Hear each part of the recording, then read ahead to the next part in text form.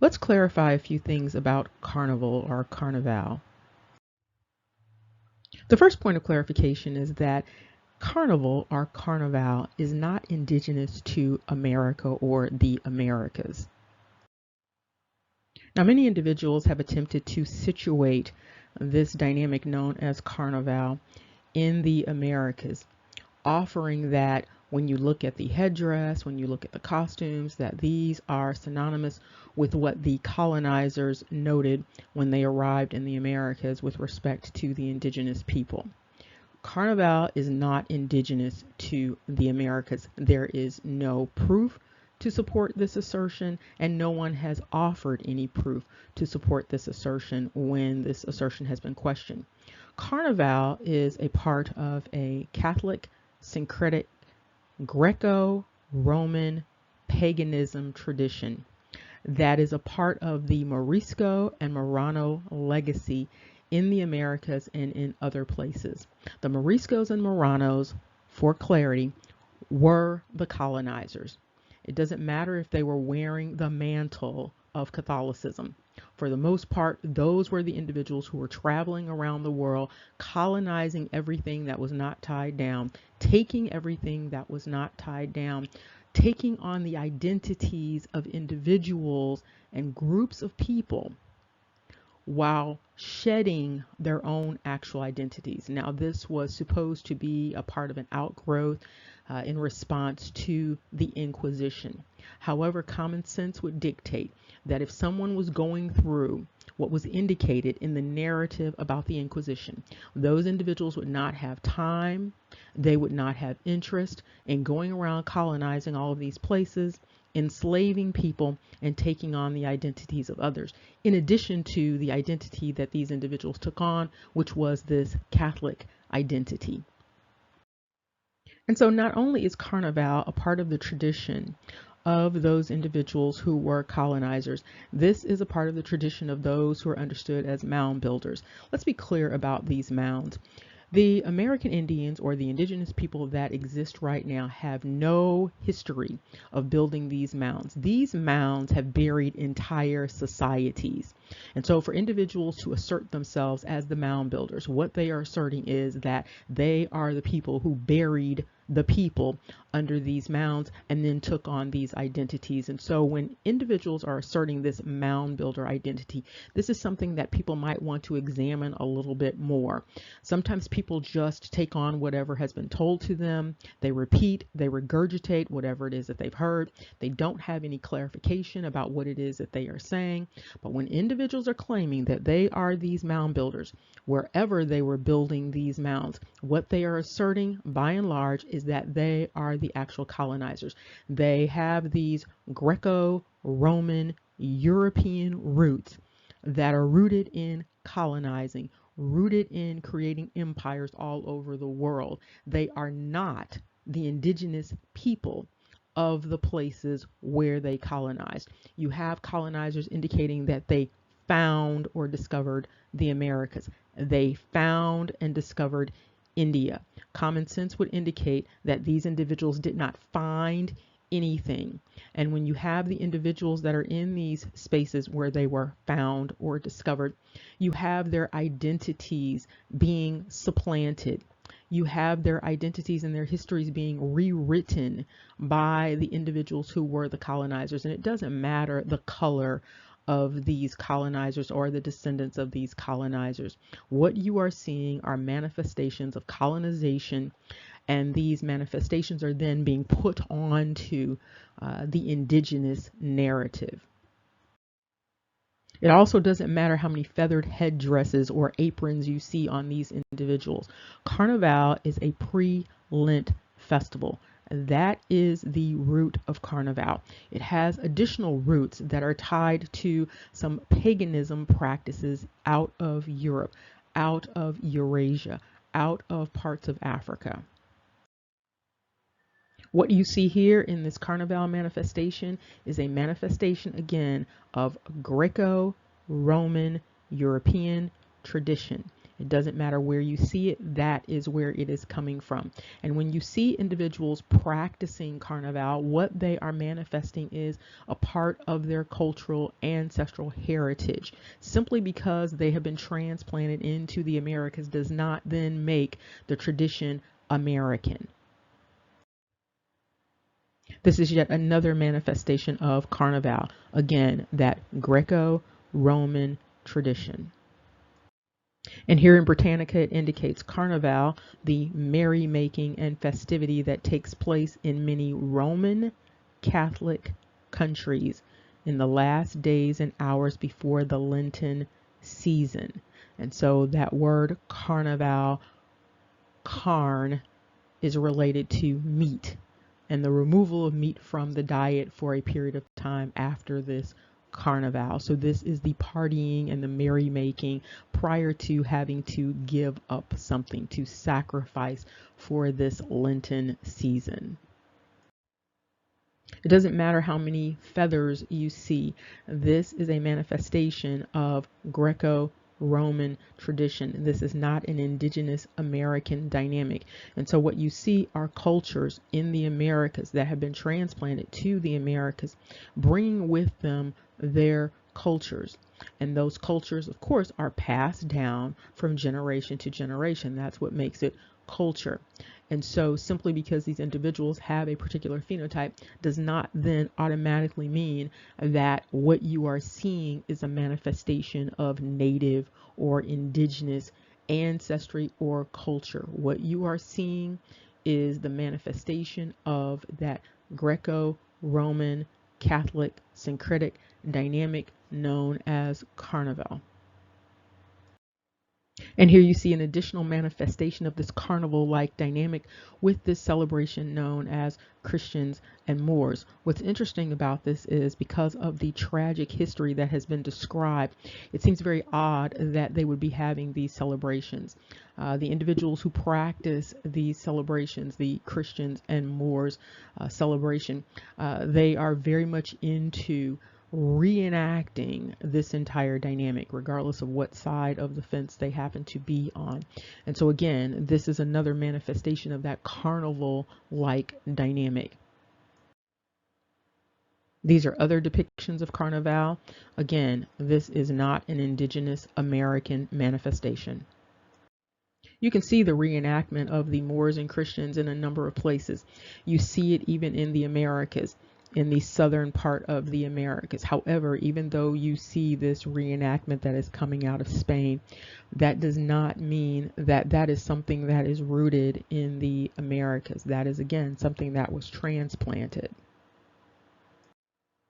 Additional information to keep in mind with respect to Carnival is that it is associated with what is known as Shrove Tuesday, and that is the day immediately preceding Ash Wednesday. And so this is again in relation to Easter. Again, this is related to a Catholic tradition. Some people automatically think American Indian as soon as they see these large feathered headdresses, but these large feathered headdresses are not unique to the Americas. And there is some indication that they might not even be indigenous to the Americas. It's very difficult to disentangle these identities when you have colonizers that come in and superimpose their identity onto a group of people. And so when they superimpose those identities, it becomes very difficult to determine what is from the colonizer and what is actually indigenous or native to the land. Not only do the colonizers superimpose these cultural dynamics, they superimpose language. They superimpose names. And so when you look back, the colonizer can say, this is what the name has always been. And what happens then is that there is an assertion that there's an implication to it. And so when you see a name that harkens back to the East, there are sometimes now assertions that it's not really harkening back to the East. This was the original name. This was the name that the indigenous people were calling this particular thing. This is the name they were calling themselves. When in fact, what you just simply have are colonizers doing what colonizers do. And so not only do you have colonizers in terms of national groups coming and colonizing. You also have religious colonization, and this religious colonization was very pervasive and very complex. And so you don't just have one dynamic with the colonization of the Americas, with people just coming and moving to the Americas. You have individuals bringing religious traditions and then again superimposing those religious traditions and beliefs onto the people who were being colonized. It doesn't matter whether you're talking about the Moriscos, the Moranos, or the Catholics. This was a part of a large-scale Confederacy crusade, and it landed on the shores of the Americas, and this is what we have now. And so when you see things like a place is called Bethlehem in the Americas, that does not mean that that was the original Bethlehem. Simply because you see something that starts off with an A-L, you see these Arabic language dynamics, you see these Latin language dynamics, that does not mean that this is the place of the original Romans or this is actually Arabia. It doesn't mean that at all. What it means is that you have these colonizers with these backgrounds having the power to superimpose and having the power to rewrite history.